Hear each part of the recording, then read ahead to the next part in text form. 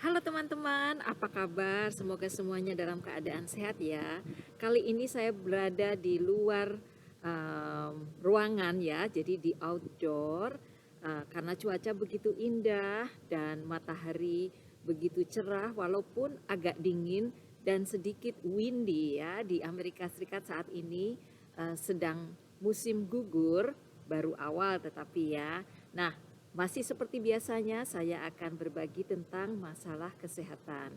Nah, waktu di Indonesia, biasanya kita dulu sangat takut kalau terkena sinar matahari ya, karena takut kulitnya menjadi lebih uh, coklat begitu ya. Tetapi setelah kita agak berusia paruh baya, ternyata ketakutan kita untuk berada di luar itu tidak harus dipelihara ya, tetapi kita harus redam karena ternyata kalau kita sering keluar atau mendapatkan sinar matahari itu merupakan sumber hal yang bisa menyebabkan kita lebih sehat lagi.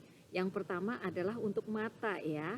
Untuk mata itu bagus sekali kalau kita sering lihat keluar ya, karena kan bisa mencerahkan hati, kemudian juga mencerahkan jiwa, kemudian juga mengurangi stres, sehingga kalau kita memiliki gula darah yang tinggi, kolesterol yang juga tinggi misalnya, atau uh, cek darah yang kurang bagus, itu bisa membantu untuk menurunkan begitu. Secara medis itu juga dibuktikan karena dengan hati yang senang dan tidak stres itu akan membuat tubuh kita menjadi lebih sehat.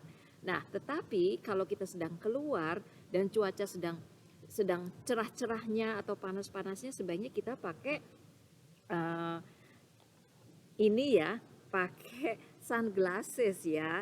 Kali ini saya tidak pakai sunglasses karena tidak terlalu terik sekarang ini. Tetapi saya harus pakai topi untuk melindungi kulit saya dari sinar matahari supaya tidak ada spot-spot hitam begitu. Walaupun saya sudah pakai sunscreen ya.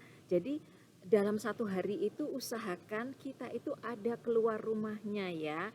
Tetapi tentunya sebelum keluar rumah, kulit kita harus dilindungi dengan pelembab dan juga dengan uh, sun cream ya, SPF 50 ya atau SPF 40 begitu. Kalau SPF 30 itu belum cukup.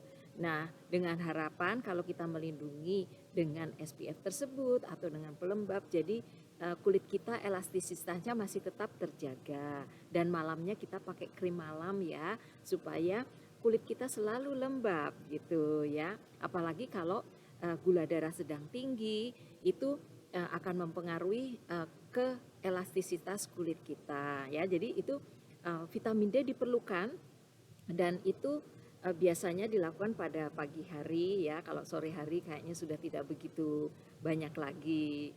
Nah, lifestyle saya untuk tetap menjaga stamina tubuh di usia parubaya ini adalah sehari minimal sekali itu keluar rumah untuk jalan-jalan paling tidak 30 sampai 1 jam untuk menikmati suasana yang indah seperti saat ini. Saya duduk-duduk saja ini di depan kantor saya ya.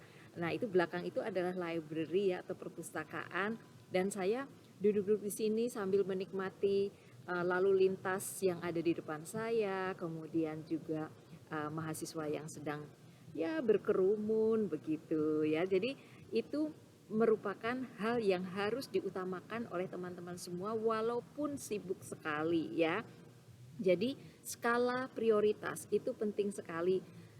Apapun yang kita lakukan itu harus tujuannya adalah menyehatkan lahir dan batin. Karena kalau kita sehat, kita bisa membantu orang lain, kita juga bisa berbagi apa yang kita punya pada orang lain ya, tidak selalu berbagi uang ya, tetapi juga bisa berbagi tentang keterampilan kita, berbagi tentang kecerdikan kita, tentang apa saja skill yang kita miliki ya. Tetapi kalau kita kurang enak badan kan jadi nggak enak ya kalau kita mau keluar-keluar atau mau berbagi atau mau bergabung dengan teman-teman kita yang lain. Jadi skala prioritas itu penting. Kemudian juga kita harus ada outdoornya ya. Kecuali kalau sedang traveling itu lain lagi ceritanya ya. Nanti insya Allah saya akan berbagi tentang bagaimana tetap melakukan lifestyle yang sehat ketika kita traveling ya. Kemudian setelah itu juga makan yang teratur ya. Jadi jangan menunda-nunda waktu makan. Kalau memang sudah waktu makan, kita harus lakukan pada jam yang sama sebaiknya ya, atau dalam kisaran waktu yang sama. Jangan sampai kita memiliki pencernaan yang bisa mengeluarkan kamasaman ya, jadi bikin kita sakit mah ya. Dulu waktu muda mungkin kita suka menunda-nunda makanan karena kita ingin menyelesaikan pekerjaan kita dulu gitu ya, misalnya biar masaknya selesai dulu, kerjaannya di kantor selesai dulu, habis itu kita makan gitu rewardnya. Sekarang enggak ya, jadi kalau kita sedang kerja dan perut kita sudah lapar, kita harus langsung oke, ini waktunya makan, kita terapkan disiplin bahwa jam sekian kita harus makan siang, misalnya makan siang itu antara jam 12 sampai jam 1.30 misalnya. Jadi harus dilakukan seperti itu ya. Setelah itu kita pulang kerja, tergantung pulang kerjanya jam berapa ya. Makan malamnya juga diusahakan waktunya itu hampir sama. Nah, khususnya kalau penderita diabetes atau prediabetes itu diupayakan makan itu sebelum jam 6 begitu ya, sebelum jam 6 sore ya.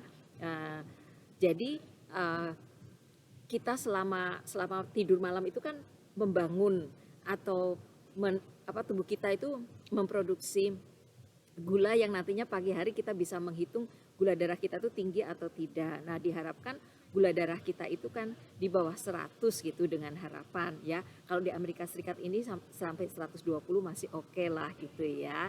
Nah, kalau udah lebih dari itu biasanya orangnya harus minum obat untuk menurunkan gula darah ya. Jadi artinya kombinasi antara minum obat dari dokter dan juga mungkin bahan-bahan yang dari herbal yang alami yang bisa membantu lebih menurunkan gula darah hingga mencapai standar normal begitu ya.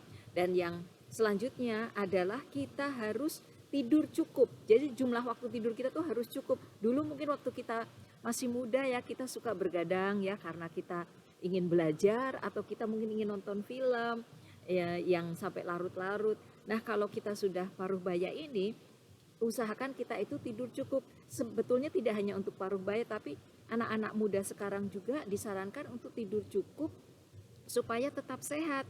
Karena menurut statistik ya, tingkat penderita diabetes di Indonesia sekarang ini sudah menyerang anak-anak muda usia 30 sampai 40 tahun loh. Nah, saya belum tahu persentasinya berapa, saya harus cek lagi ya untuk data statistiknya, tapi itu yang terjadi. Jadi untuk para usia milenial, usia belia itu juga harus bisa balance ya kehidupannya, dalam artian waktu istirahat dengan waktu tidur. Memang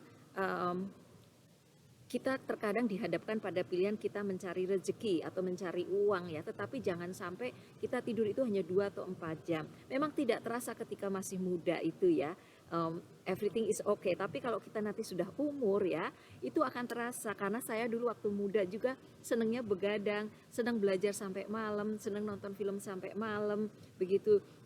Dan rasanya makin malam itu justru kita tuh makin pengen ngobrol, malah makin segar gitu, bukan makin ngantuk ya. Tetapi ternyata dampaknya itu setelah kita usia di atas 40 tahun itu terasa banget ya, efeknya ya. Walaupun sekarang saya sudah lebih baik ya, dan saya berusaha untuk bisa tidur paling tidak 6 jam, 7 jam semalam supaya paginya tetap fresh ya.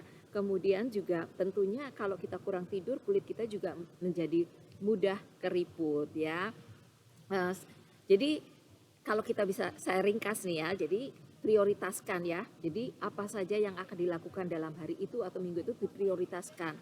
Dan tujuannya atau goalnya itu harus ke arah kesehatan, lahir dan batin ya. Karena kalau kita sehat, kita bisa melakukan apa saja. Jadi jaga kesehatan benar-benar, karena kalau kita sakit biayanya juga lebih mahal, kita lebih stres. Yang kedua, kita harus memilih makanan-makanan yang sehat, yang kira-kira itu bisa tidak menghancurkan nilai kolesterol kita, atau meningkatkan atau menurunkan banget gula darah kita, kemudian juga jantung kita bagus, dan kita juga harus cukup tidur. Dan jangan lupa ya, kalau sudah di atas 50 tahun, usahakan selalu check up, wellness check setiap tahun ya, untuk melihat kondisi darah kita itu bagaimana ya, kemudian tubuh kita, jantung kita, dan lain sebagainya. Kemudian kalau untuk wanita tentunya tes mamagram, tes kandungan ya. Jadi semuanya itu dicek. Memang terkadang kita takut ya, takut kalau nanti ya apa namanya, tesnya hasilnya jadi bikin stres ya. Tapi kalau kita melakukan tes setiap tahun, jadi kita bisa memonitor kemajuan kesehatan kita. Nah, saya kira itu dulu ya teman-teman, sharing saya kali ini untuk tetap menjaga kesehatan kita dengan melakukan lifestyle yang sehat, lahir dan batin.